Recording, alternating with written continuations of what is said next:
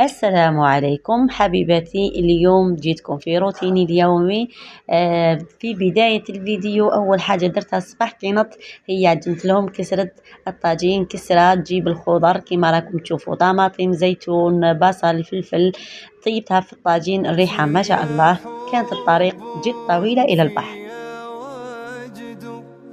واشتياق لا يحد في حب في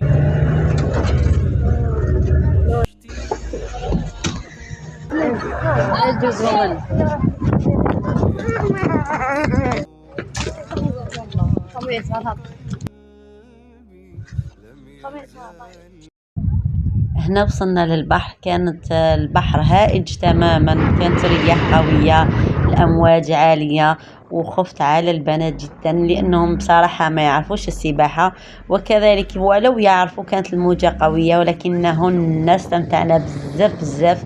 كان يعني صراحة فرحة الأطفال لا توصف. تنسيك في هم الدنيا، في تعب اليوم، في همك، تنسيك في كل شيء. كان يوم ولا أروع. البنات جد سعيدات وانبسطنا بالبحر. كانت والله فرحة لا توصف.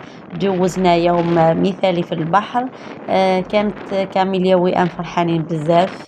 هنايا غسلنا من البحر.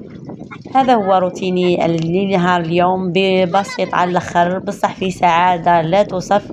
اذا عجبكم الفيديو ما تنسوش تبارطاجيوه. كان هذا هو روتيني اليوم، بسيط على الاخر بصح في سعادة. اذا عجبكم الفيديو ما تنسوش تبارطاجيوه وتعطوني جيم وخلولي تعليق زين كيما قلوبكم. السلام عليكم ورحمة الله.